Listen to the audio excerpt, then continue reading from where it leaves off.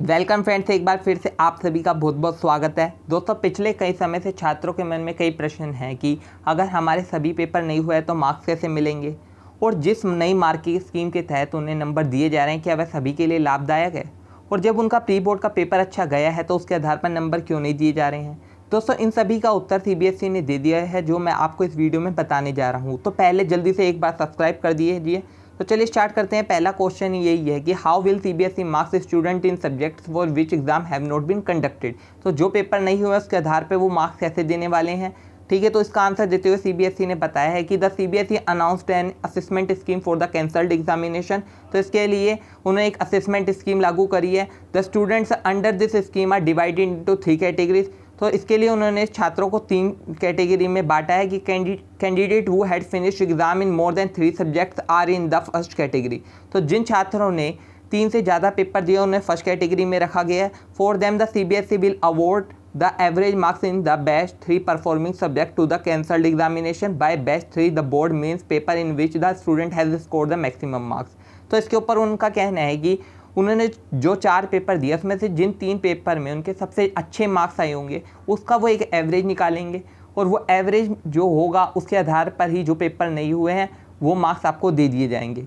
ठीक है, उदाहरण के लिए मैं आपको समझाता हूँ कि आपके 4 पेपर हैं। आपने जिस 4 का पेपर का आपने जो पेपर दिए हैं उस समय से 3 में आपके 60 नंबर हैं और एक में 50 आए हैं। तो जो 60 वाले हैं वो 3 पेपर आपकी गिन लिए जाएंगे, और उन आपको पता होगा कि एवरेज कैसे निकालते हैं। एवरेज में ये होगा कि जो 60 जिन 3 पेपर में 60 आए हैं उन्हें सबका सम कर दिए जाएंगे तो 180 आएगा, और जो 3 पेपर थे उससे डिवाइड कर दिया जाएगा तो 60 नंबर आ गए। ठीक है, तो वो 60 नंबर बाकी सब्जेक्टों में भी ऐड कर दिए जाएंगे।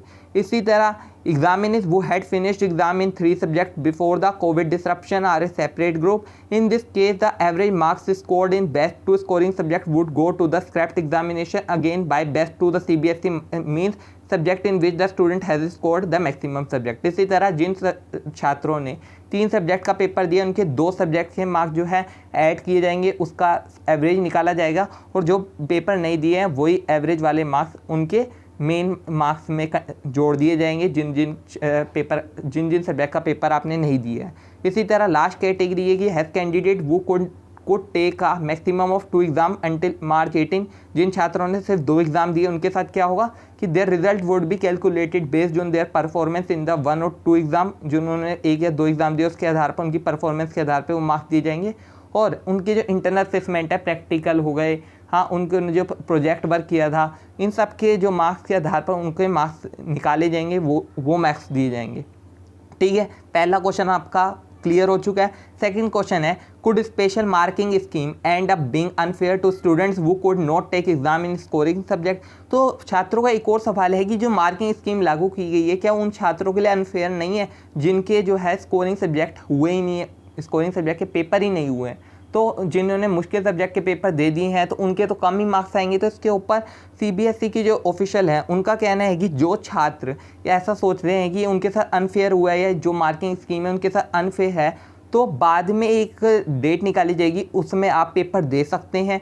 मगर वो जो इम्प्रूवमेंट पेपर होगा अगर आप वो पेपर देते हैं तो आपके जो वो नंबर आएंगे सिर्फ वही फिर नंबर फाइनल माने जाएंगे। ऐसा नहीं कि आप बोले कि हमें पहले जो ज़्यादा नंबर आए थे वो वाले ऐड कर दो, ऐसा नहीं होगा, उनका कहना है।